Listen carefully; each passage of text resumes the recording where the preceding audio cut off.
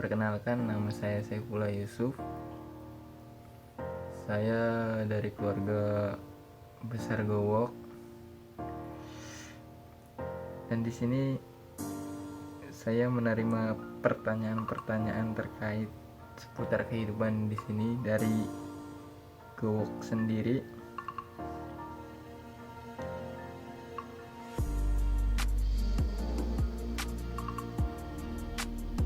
Nama lengkap saya adalah Saifullah Yusuf.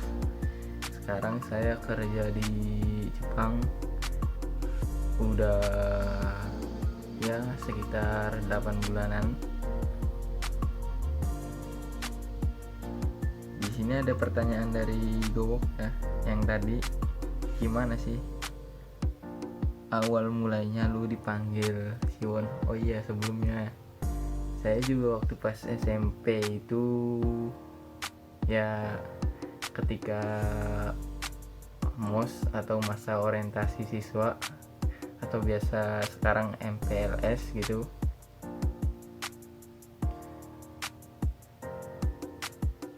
itu namanya Kahari lah. Waktu itu saya lagi MOS terus duduk di belakang, nggak tahu kenapa karena mata saya sipit. Terus dia nunjuk saya itu pertama suruh maju ke depan, terus perkenalkan nama saya, tempat, alamat. Nah habis itu saya suruh duduk. Terus si Kahari tadi itu ngomong ke saya, lu kayaknya mirip Siwon ya. Siwon gitu, Siwon K-pop gitu. Padahal saya pun kagak tahu. Awal mulanya saya dipanggil Siwon itu dari situ. Sampai sekarang masih banyak. Terus kan lu kerja di Jepang, gimana sih prosesnya sampai lu berada di titik sekarang? Prosesnya itu alhamdulillah lumayan panjang. Saya lulus SMK itu dari 2017 dan saya berangkat itu 2019 bulan 11, hampir 2 tahun. Pertama itu saya tes waktu pas kelas 3 SMK. Saya SMK Negeri 1 Losarang, itu sekolah saya. Terus habis tes kurang lebih sesudah lulus itu MCU itu nunggu waktunya itu 6 bulan. Habis itu nunggu buat pemanggilan pelatihan bahasa sekitar 4 bulanan. Terus habis itu masuk pelatihan dasar bulan 11 2018 sampai bulan 1 2019. Belajar karena saya berasal dari JIK, itu ada 2 sesi pelatihan. Pertama sesi latihan dasar dan kedua sesi pelatihan lanjutan atau biasa disebut CSPK, calon siswa prakeberangkatan. Itu sesudah pelatihan dasar itu kurang lebih selama 8 bulan saya menunggu job atau pekerjaan. Setelah mendapat job atau perusahaan, saya pelatihan lanjutan itu bulan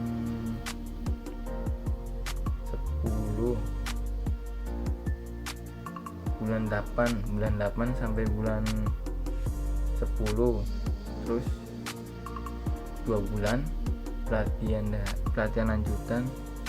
Habis itu ngurusin dokumen sampai akhirnya tanggal 11 bulan 11 saya berangkat ke sini dan alhamdulillah masih selamat sampai sekarang dan semoga dilancarkan 3 tahun ke depannya, amin. Terus alasan lu merantau kerja di Jepang. Alasan saya kerja di Jepang ya terutama ekonomi keluarga satu, terus saya ingin ya mempelajari teknologi Jepang yang negaranya sudah sangat maju. Terus di sini benar-benar yang namanya ya disiplin itu ya ada, dan orang-orangnya itu sangat unik,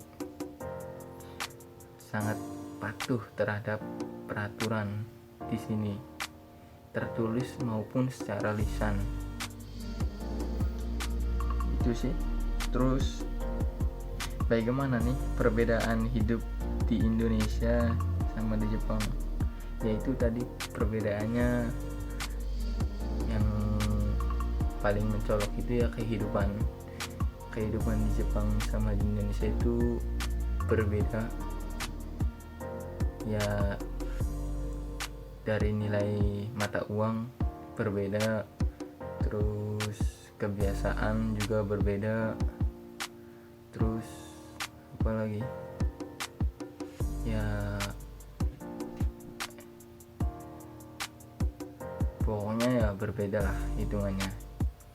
Terus juga di sini ya kebanyakan di tempat tinggal saya di area sini ya kebanyakan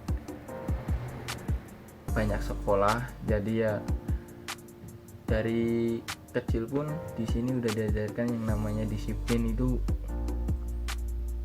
sudah diajarkan, benar-benar diajarkan di sini. Terus ada gak nih pesan orang tua lu sebelum lu berangkat ke Jepang? Ada. Pesannya itu ya berangkat selamat, pulang pun dengan selamat. Terus jangan mudah mengeluh, tetap semangat, karena jauh ya saya di sini pun ya pastilah merasa sangat berbeda karena jauh dari keluarga. Ya tahu sendirilah jauh dari keluarga rasanya kayak gimana. Terus pesan pertama lu kerja di Jepang. Pertama saya datang ke sini itu bukan di Aichi ya, tapi saya itu datangnya di Tokyo, tapi bukan di Tokyonya, di bagian Chibaken. Jadi saya berangkat dari Indonesia, terus datang di Chibaken. Setelah itu saya di situ 1 bulan untuk mengikuti pelatihan, namanya pelatihan terakhir gitulah, buat lancarin bahasa sama cara perilaku kehidupan orang-orang sini, orang Jepang. Itu kesan pertamanya itu hebat. Orang Jepang di sini pas pertama saya datang itu saya lihat orang tua itu masih pada semangat, masih pada sehat-sehat, masih pada kuat. Pokoknya yuk royalitasnya tinggi lah, semangat hidupnya tinggi. Terus juga pertanyaan selanjutnya, dalam masa pandemi kerja di Jepang masih normal?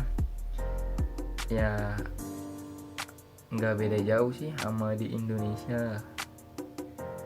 Di sini semasa pandemi corona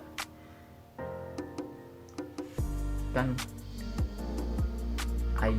Aichi itu masuk dalam 5 besar kota ya gitu, yang lumayan banyak kena pandemi coronanya.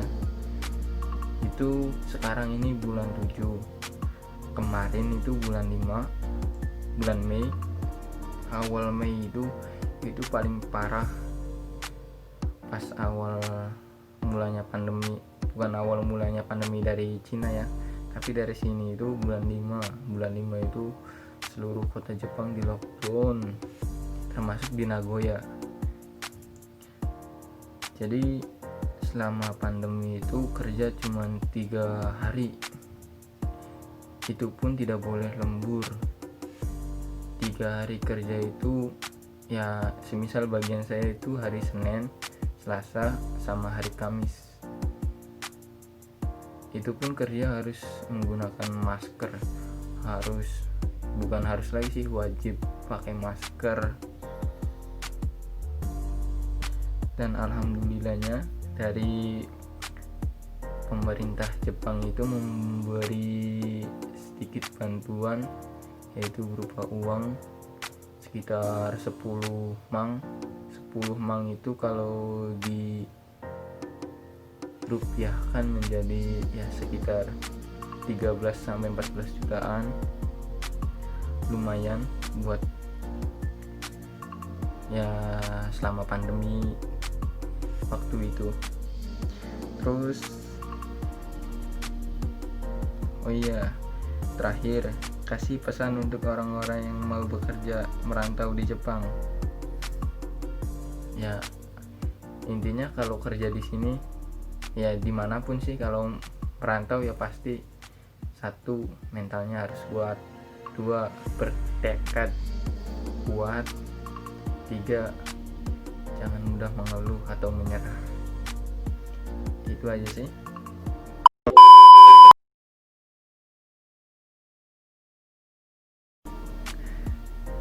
Ya kalau saya pribadi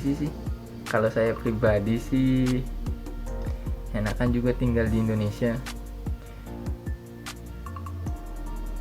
Ya alasannya ya karena di sini gimana ya, sepi, terus juga ya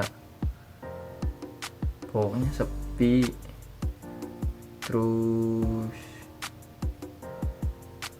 tidak apa ya, intinya sih sepi. Kalau malam itu sepi kan, kalau di Indonesia banyak tongkrongan atau apa, orang-orangnya, pemuda-pemudanya itu kan banyak yang kayak nongkrong gitu. Di sini nggak ada, pokoknya sepi di sini.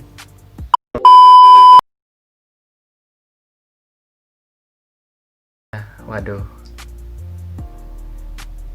yang pasti Indonesia lah, karena saya ingin nikah sama orang Indonesia aja.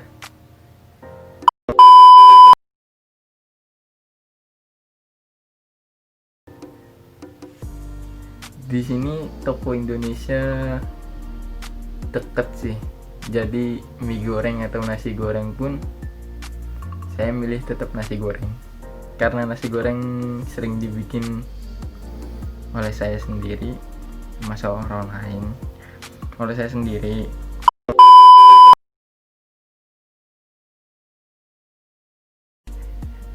Ya alhamdulillah di sini ada sekitar 22 orang Jisusei.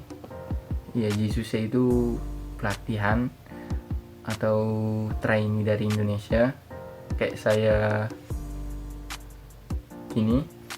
Itu ada 22 orang. Ya laki-lakinya itu ada sekitar 12 sampai 13 orangan. Jadi ya lumayan banyak. Jadi di sini di perusahaan saya ini membentuk tim futsal.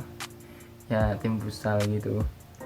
Ya alhamdulillah sering ikut turnamen-turnamen di sini juga.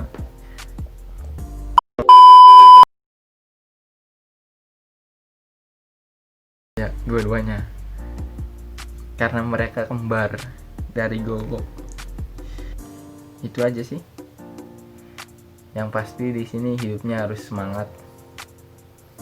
Karena ya kalau tidak ada yang menyemangati, siapa lagi kecuali diri kita sendiri. Oke. See you.